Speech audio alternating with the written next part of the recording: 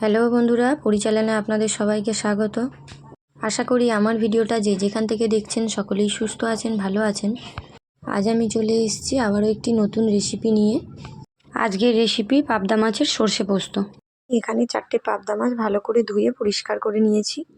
এখন মাছ ভেজে নেওয়ার জন্য মাছে নুন হলুদ মাখিয়ে নিলাম। এখন আমি একটা ফ্রাই প্যানে সর্ষের তেল গরম করে এক এক করে মাছগুলো ভেজে নেব। আমি এখানে দুটো মাছ আগে ভালো করে ভেজে নিচ্ছি, পরে আবার দুটো ভেজে নেব। দেখুন বন্ধুরা, এখানে আমার মাছগুলো ভাজা হয়ে গেছে। আমি এই একই তেলের মধ্যে ফোড়নের জন্য দিয়ে দিলাম কালো জিরে আর 4টে কাঁচা লঙ্কা। ফোড়নটা একটু ভাজা হয়ে গেলে দিয়ে দিচ্ছি টমেটো। টমেটোর ওপরে দিয়ে দিলাম 1 চামচ নুন, যাতে টমেটোটা আমার তাড়াতাড়ি নরম হয়ে যায়। এবারে সব উপকরণ আমি একটু হালকা করে ভেজে নেব।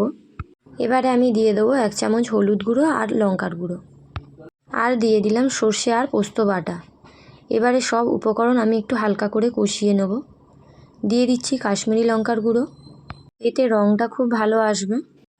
আপনারা অবশ্যই গ্যাসের আঁচ আস্তে করে মশলাটা হালকা করে কষাবেন।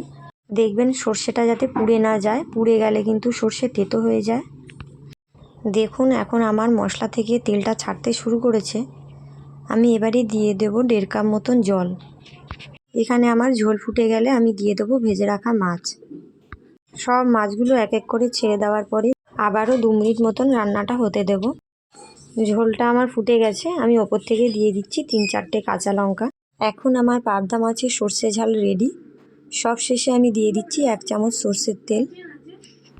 আমার আজকের রেসিপি যদি আপনাদের পছন্দ হয়ে থাকে তাহলে একটি লাইক করে কমেন্ট করবেন, আর এরকম আরও ভিডিও পেতে চ্যানেলটি সাবস্ক্রাইব করে পাশে থাকবেন।